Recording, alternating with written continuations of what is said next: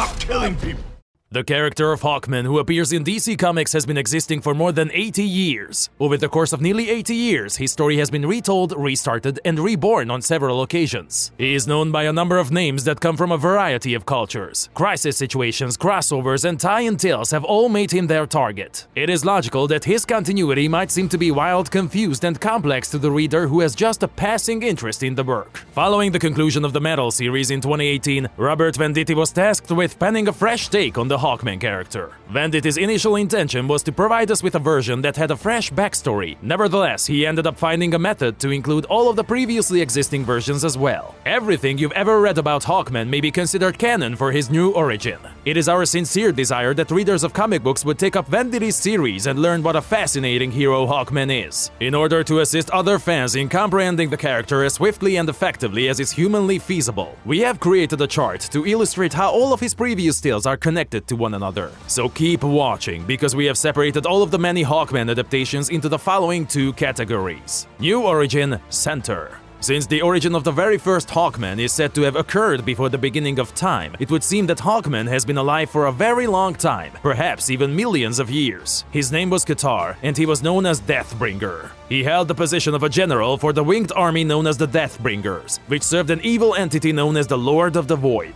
We don't know where he came from or how he came to exist, but it seems like he was made by this terrible creature for the goal of murdering people and sacrificing them to this being. According to Venditti, this was the concept he presented to DC Comics for the beginning of Hawkman's story. The entity had the intent to join this realm, and it steadily built up the power necessary to make the transition via the sacrifices that Qatar and his army provided. Qatar, on the other hand, came to the conclusion that what he was doing was improper as time went on. He was sick of the senseless slaughter, and he wanted to put an end to it. The tipping point came when a lady with fiery hair started appearing in front of him on all of the planets that they had conquered. She was aware of his suffering and remorse, and each time she appeared in front of him, his determination to continue serving the malevolent creature weakened a little bit more. At long last, he sprang up in defiance of the thing. He engaged in combat with his second-in-command, a winged creature known as Idam, and thereafter he was successful in putting an end to the entity and exiling Idam and the Deathbringer army to another dimension.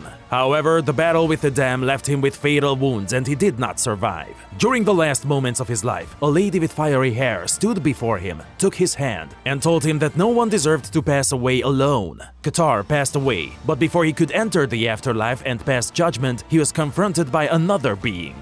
This being recognized that Qatar had shown himself worthy by vanquishing the Deathbringers, and as a result, he presented Qatar with a decision. It was either time for him to continue his journey into death, or it was time for him to join a cycle of reincarnation, where he would save lives to make up for the lives he had taken. He will keep on rescuing people from danger in life after life. Once he had completed the task of sparing an equal number of lives as he had taken during his time as a Deathbringer, his next death would be his last death, and the reincarnation cycle would be over. Qatar made the most of this opportunity for atonement, and ever since then, he has been reincarnating in many bodies throughout all of time and space. Another intriguing fact is that when Hawkman fought Idam, Hawkman Wolf 5, number 12, he was able to restore his position as general of the Deathbringers and take command of the Deathbringers once more. He commanded an army of winged troops together with 3 enormous robot spaceships under his command. It would seem that both the huge robots and the army of Deathbringers were annihilated in their entirety as a result of Hawkman and Hawkwoman's victory against the Lord of the Void, Hawkman number 26. Past lives of the current series is Hawkman.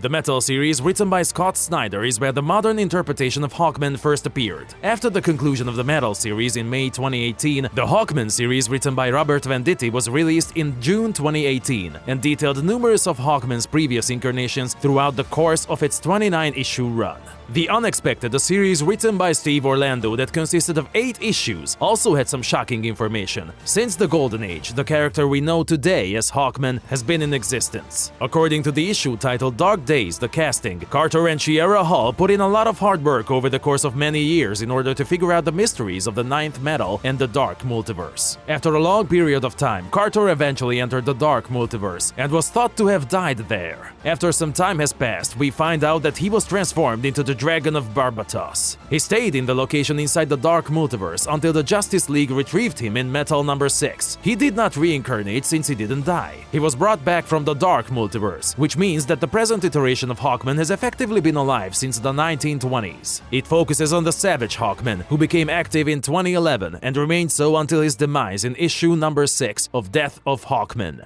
May 2017. Who is this Hawkman and where did he come from? The revelation that Hawkgirl/Shiera Hall had been divided into two persons when she reincarnated was made available to readers in Justice League issues 14 to 16. The first of them was Kendra Saunders, and the second was Shiera Tal Hall. This was done on the purpose by the evil character known as Perpetua in order to stop Hawkgirl from gaining full access to the power of the Totality, the most ancient form of power in the universe, and to stop Perpetua from being resurrected.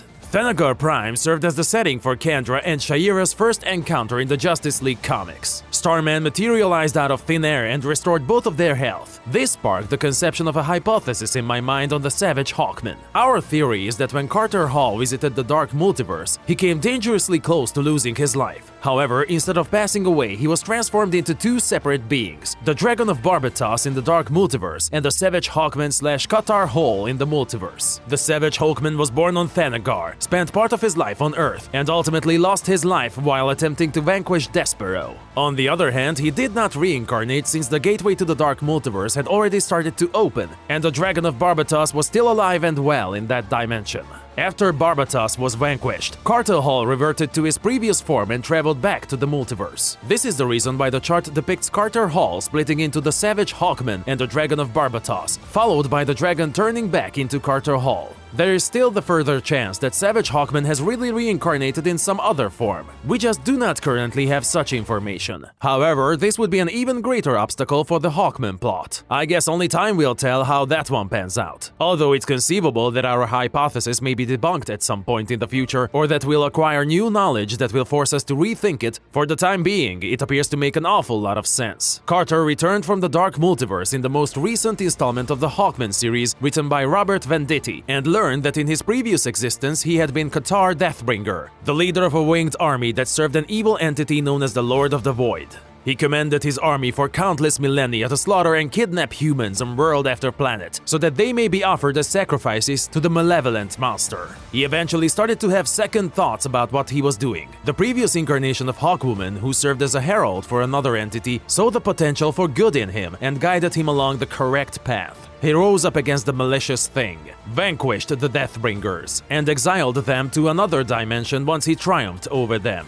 After the battle, Qatar too succumbed to his wounds and was brought before the other entity to face judgment. Because it perceived potential for virtue in Qatar, the creature bestowed upon him the ability to reincarnate. Qatar would reincarnate in several bodies across time and space in order to rescue more people and keep life going. His obligation would be satisfied when he eventually spared the same number of lives as he had taken as Qatar Deathbringer. Shra, a herald, was stripped of her title and cursed to reincarnate with Qatar until he ultimately rescued enough lives to atone for his transgressions. Until then, they were forced to travel through time and space together. Hawkman Volume 5. In Hawkman Volume 5, Hawkman and Hawkwoman were finally able to work together again in issue 24 of the series, and with the combined might of their lives up to that point, they were able to vanquish the Lord of the Void. They were unable to survive the effort, and as a result, they reappeared in front of the Thing. The entity conveyed to Hawkman that he had finally made amends for all the suffering and death that he was responsible for, and that he may now finally be at peace with himself. He was prepared to send Hawkman into the afterlife, but he knew that Carter and Shiera wanted to spend one more life together before they parted ways. The entity sent the two Hawks back in time to the point in their lives when they were expecting the most joy, and in the end, they found themselves back in the 1940s, working for the Justice Society. In the last issue of Venditti's run, it is revealed how Carter and Shiera were able to live for a very long time. They were informed that the years would pass just like days by the entity who bestowed upon them their last existence. They survived the 20th century and the decades that followed, and it wasn't until the 40th century that we came upon them. They have made their home here on Earth. Both of them are elderly and have white hair. Hawkman has the wounds of many battles all over his body. Now that they have reached this point in their journey, he has become a historian and is recording all they have seen and done. The newer generations are being taught how to battle by the ever-vivacious Hawkwoman, who is as spirited as ever. They are happy that they have been able to spend so much of their lives together, and they hug one another as they watch the sun go down. So that wraps it up. Share with us in the comment section below any facts you know about the history of Hawkman. Click the like button if you'd like to see more videos just like the one you're watching now. Also, don't forget to subscribe to the channel. I'll be waiting for you in the next video.